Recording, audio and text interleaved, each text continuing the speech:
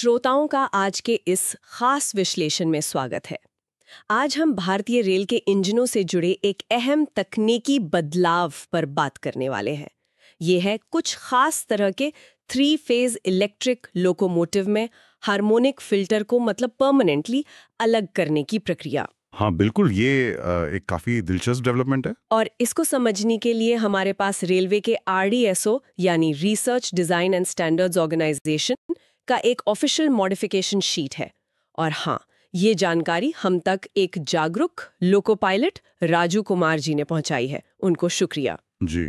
तो आज कोशिश रहेगी ये समझने की कि ये बदलाव मतलब क्यों हो रहा है, इसमें होता क्या है असल में, और आगे के लिए इंडियन रेलवे के जो मॉडर्न इंजन है उनके लिए इसके क्या मायने हैं।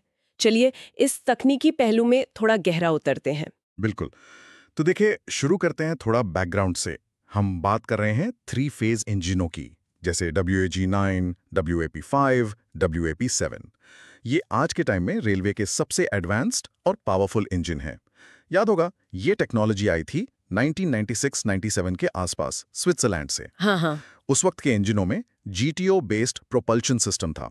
GTO मतलब गेट टर्न ऑफ थायरिस्टर। फिर जैसे होता है, टेक्नोलॉजी ट्रांसफर हुई और चित्रंजन लोकोमोटिव वर्क्स मतलब CLW ने इन्हें भारत में बनाना शुरू किया। अच्छा। और फिर तकनीक बेहतर हुई।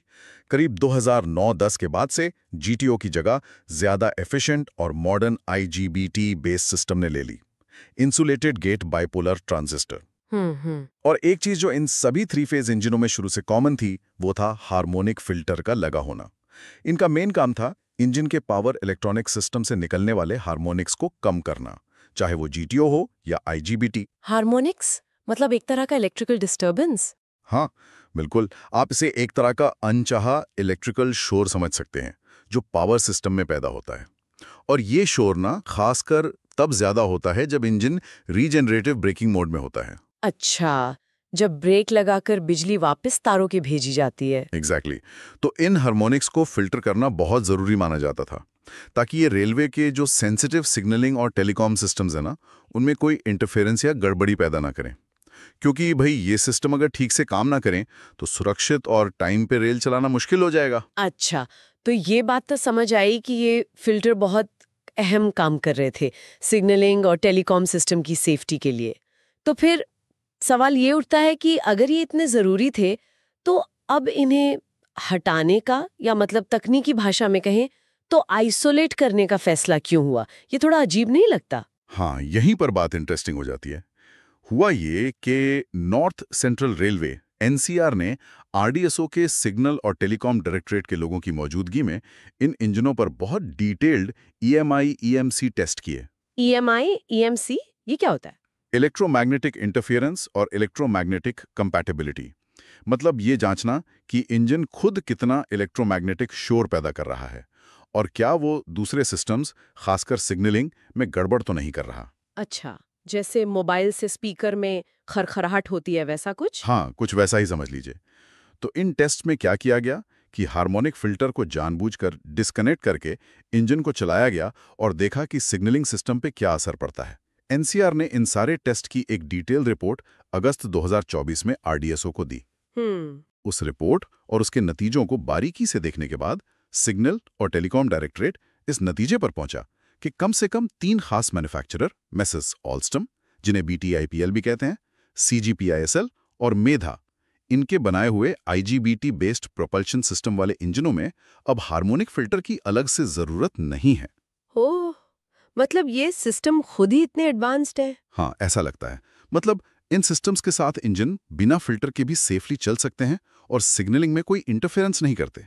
तो इसीलिए RDSO ने इन खास मेक वाले IGBT सिस्टम वाले इंजनों से हार्मोनिक फिल्टर को परमानेंटली हटाने की मंजूरी दे दी। ये शायद दिखाता है कि या तो ये नए IGBT सिस्टम खुद बहुत कम हार्मोनिक्स बनाते हैं, या उनका इंटरनल डिजाइन ही ऐसा है कि वो बिना बाहरी फिल्टर के मैनेज कर लेते हैं।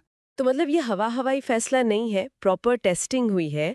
और ये भी कि ये सिर्फ कुछ खास कंपनियों के सिस्टम पर ही लागू है, ये जानना जरूरी था। अब अगला सवाल ये है कि ये आइसोलेशन मतलब ये हटाना असल में इंजन में करते कैसे हैं? क्या बहुत कुछ बदलना पड़ता है? देखिए, RDSO के डॉक्यूमेंट में प्रोसेस बताया गया है।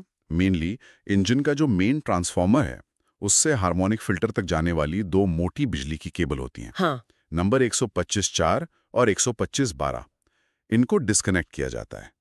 ये वो केबल हैं जो फिल्टर सर्किट को पावर देती हैं। अच्छा, सिर्फ केबल डिस्कनेक्ट कर देते हैं? हाँ, पर सेफ्टी के साथ। ऐसा नहीं कि बस तार काट दिए। इन डिस्कनेक्टेड केबलों के जो खुले सिरे होते हैं, केबल लग्स, उन पर अच्छी क्वालिटी की इंसुलेशन स्लीव्स लगाते हैं। फिर इन तारों को ठीक से बांध देते हैं ताकि वो इंजन के किसी और बिजली वाले हिस्से से टच ना हो।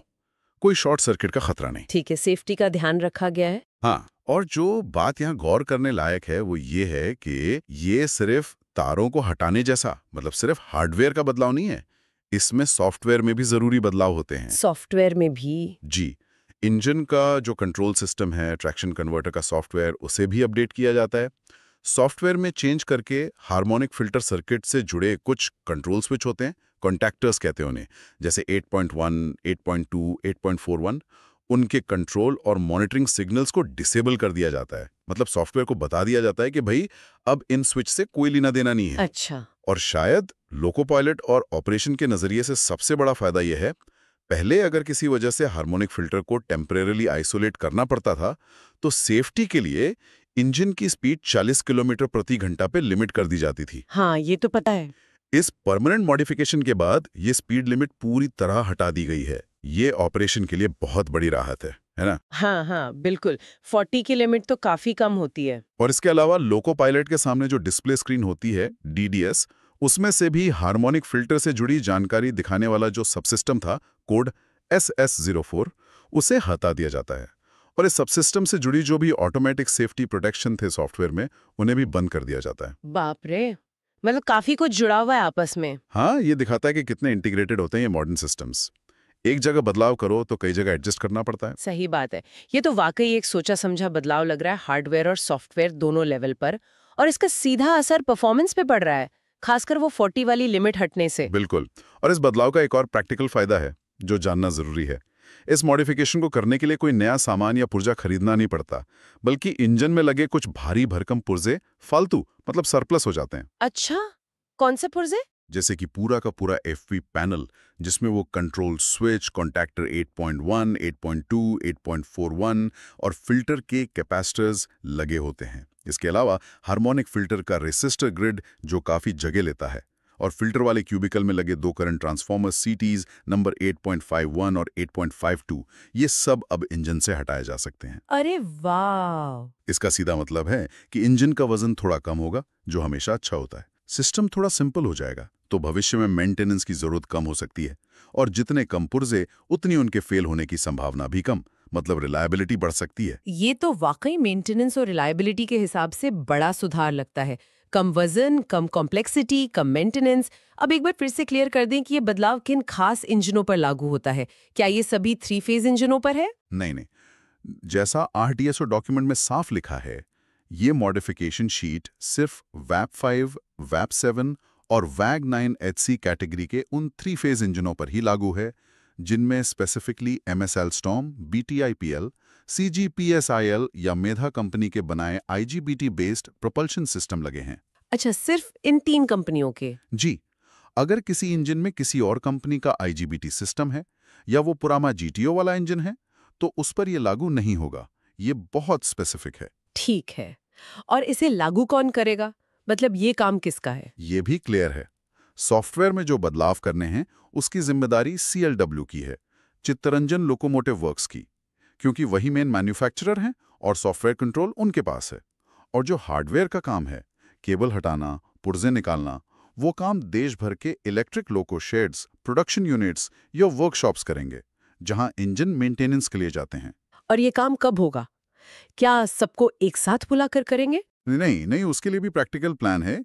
जो नए इंजन अब CLW में बन रहे हैं, उनमें तो ये प्रोडक्शन के टाइम ही कर दिया जाएगा। ओके। और जो इंजन पहले से चल रहे हैं, उनमें ये बदलाव तब किया जाएगा जब वो अपने रूटीन मेंटेनेंस शेड्यूल के लिए शेड या वर्कशॉप में आएंगे। चाहे वो छोटे इंस्पेक्शंस हो, जैसे IA, IB, IC शेड्यूल, या बड़े ओवरहॉलिंग हो, जैसे TOH, IOH, POH। अच्छा, मतलब रेगुलर मेंटेनेंस के साथ ही? हाँ, और अगर कोई इंजन किसी और वजह से, मतलब किसी अनशेड्यूल्ड रिपेयर के लिए आता है, तो उस मौके पर भी ये मॉडिफिकेशन कर दिया जाएगा। ये तरीका रेलवे के बड़े नेटवर्क और उनके सिस्टमैटिक मेंटेनेंस प्रोसेस को दिखाता है। बड़े बदलाव भी ऐसे लागू करते हैं कि रोज के ऑपरेशन पे कम से कम असर पड़े। ये तो सही तरीका है। तो कुल मिला के इस पूरी बातचीत का सार क्या निकला, मतलब निचोड़ क्या है? संक्षेप में कहें तो टेस्टिंग से ये साबित हो गया है कि आल्स्टॉर्म, CGPISL और मेधा के जो मॉडर्न IGBT प्रोपल्शन सिस्टम है वो इतने एडवांस हैं कि उन्हें अब बाहरी हार्मोनिक फिल्टर की ज़रूरत नहीं है। वो बिना फिल्टर के भी सिग्नलिंग सिस्टम में कोई गड़बड़ी नहीं करते। और इसी आधार पर इन खास इंजनों से फिल्टर हटाने की एक प्रक्रिया तय हुई है। इसमें हार्डवेयर और सॉफ्टवेयर दोनों बदलाव शामिल हैं। हाँ, और इसके मेन फायदे हैं सिस्टम का सिंपल होना, वजन और मेंटेनेंस में कमी की संभावना, और सबसे ज़रूरी वो 40 किलोमीटर प्रति घंटे वाली स्पीड लिमिट का हटना। इससे ऑपरेशन स्मूथ होगा। सही कहा। अगर हम इसे थोड़ा और बड़े पैमाने पर देखें तो ये केस हमें कई चीज़ें सिखाता है। एक, ये रेलवे टेक्नोलॉजी के लगातार विकास का उदाहरण है। टेक्नोलॉजी मैच्योर होती है तो जो चीज़ें पहले ज़रूरी थीं वो शायद बाद में उतनी ना रहें। दूसरा, ये दिखाता है कि किसी भी बदलाव से पहले कड़ी टेस्टिंग और वेरिफिकेशन कितना ज़रूरी है, खासकर EMI EMC जैसे टेस्ट। सेफ्टी सबसे पहले। बिल्कुल। और तीसरा, ये इंडियन रेलवे की उस क्षमता को भी दिखाता है कि वो फील्ड से मिले फीडबैक्स, डेटा और साइंटिफिक टेस्ट के आधार पर अपने डिज़ाइन और स्टैंडर्ड्स को लगातार बेहतर बनाने के लिए तैयार रहते हैं। ये एक डायनामिक सिस्टम का संकेत है। सही। तो आज हमने देखा कि कैसे एक स्टैंडर्ड पार्ट कुछ मॉडर्न सिस्टम्स के लिए गैर जरूरी साबित हो गया। जी।